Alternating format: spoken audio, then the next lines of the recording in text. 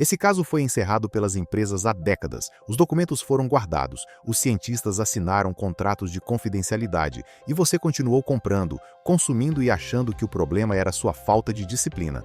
Mas existe uma parte dessa história que nunca chegou até você, e é exatamente essa parte que a gente vai abrir hoje.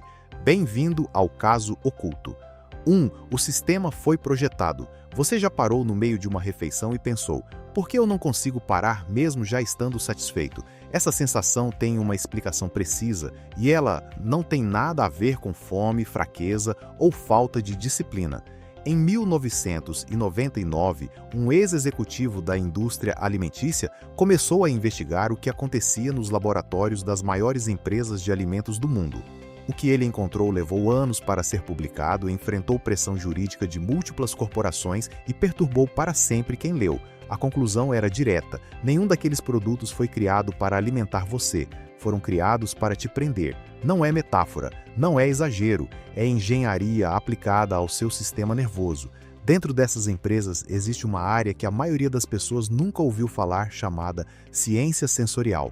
Equipes inteiras de neurocientistas, psicólogos comportamentais e químicos de sabor trabalham juntos com um único objetivo declarado internamente: encontrar o ponto exato onde o cérebro humano perde a capacidade de dizer não. Esse ponto tem nome técnico dentro da indústria. Eles chamam de Bliss Point, o ponto de êxtase, e ele foi encontrado, mapeado e aplicado há muito mais tempo do que você imagina. 2. A ciência, que eles usam contra você. O Bliss Point não ficou no papel, ele foi aplicado com precisão cirúrgica, e nenhuma empresa fez isso de forma mais calculada do que o McDonald's. Em um período que vai dos anos 1980 até os anos 2000, a empresa investiu pesado em parcerias com laboratórios especializados em flavor science. Essas instalações não eram cozinhas, eram centros de pesquisa com equipamentos de análise molecular onde voluntários eram monitorados enquanto comiam, e suas respostas neurológicas eram medidas em tempo real. O objetivo não era fazer o Big Mac ter gosto de hambúrguer, era fazer ele acionar o maior número possível de receptores de prazer no menor tempo possível. A textura do pão foi estudada, a temperatura do queijo derretido foi calculada, o nível de sal no molho especial foi ajustado até o ponto onde realça o sabor sem acionar a percepção de salgado demais. A proporção de gordura na carne foi otimizada para criar sensação de leveza na boca, enquanto entrega alta densidade calórica sem que o cérebro registre. Isso tem nome: Vanishing Caloric Density. Alimentos projetados para parecerem leves enquanto o contador calórico já passou do limite há muito tempo. Você não falhou na dieta, você foi o alvo. 3. O caso Coca-Cola. Se o McDonald's dominou a engenharia do sólido, a Coca-Cola dominou a engenharia do líquido. E o que ela fez é mais sofisticado, mais perturbador do que qualquer pessoa fora da empresa deveria saber. A fórmula da Coca-Cola não é mantida em segredo por tradição ou romantismo corporativo. É mantida em segredo porque contém uma combinação específica de estimulantes, ácidos e compostos de sabor que, se declarada abertamente, mudaria para sempre a percepção que bilhões de pessoas têm do produto. Existe um paradoxo químico no centro da fórmula. O ácido fosfórico presente na Coca-Cola deveria tornar o sabor insuportavelmente azedo.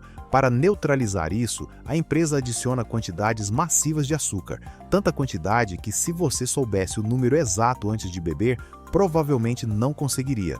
Então, o ácido existe em parte para mascarar o quanto de açúcar você está consumindo. Mas o ciclo não para aí.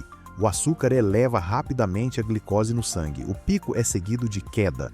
A queda gera necessidade. A necessidade gera o próximo gole. Isso não é efeito colateral, é uma função projetada. E ela se repete toda vez que você abre uma lata, sem que seu cérebro perceba que o ciclo já começou de novo. 4. O Brasil no centro do experimento. Até aqui falamos de empresas americanas, mas o Brasil tem seu próprio caso e ele é mais próximo do que você imagina, porque provavelmente está na sua geladeira agora. O Guaraná Antártica é um dos refrigerantes mais consumidos do país. É vendido como símbolo nacional, sabor genuinamente brasileiro, algo que nos pertence. Mas existe uma camada dessa história que o marketing nunca contou. O Guaraná, fruto nativo da Amazônia, contém guaranina, uma forma de cafeína com absorção mais lenta e duradoura que o café tradicional. Em concentração natural, ele é um estimulante poderoso. Povos indígenas o usavam em rituais de resistência física justamente por essa propriedade. A diferença entre o guaraná natural e o que vai para o refrigerante é que no produto industrializado a concentração nunca foi totalmente transparente para o consumidor, mas a engenharia do Guaraná Antártica vai além do ingrediente ativo. A combinação de estimulante natural, açúcar em alta concentração e gás carbônico cria uma experiência sensorial que aciona simultaneamente alerta mental, prazer imediato e sede residual. Você bebe para matar a sede. A sede não vai completamente. Você bebe de novo. O Brasil é um dos maiores mercados de refrigerante do mundo e também um dos que menos questiona o que está dentro da fórmula do seu produto mais amado. 5. Você sabe e continua. Agora chegamos na parte mais desconfortável de todo esse caso. Não é a ciência, não é a manipulação, não é o dinheiro que essas empresas lucraram enquanto você achava que o problema era seu. A parte mais perturbadora é o que acontece depois que você sabe. Você acabou de passar pelos 4 blocos anteriores, entendeu o Bliss Point, viu como o McDonald's otimizou cada detalhe para desativar seu sinal de saciedade, entendeu o ciclo químico da Coca-Cola, conheceu o que está por trás do refrigerante mais brasileiro do país. Você tem a informação agora.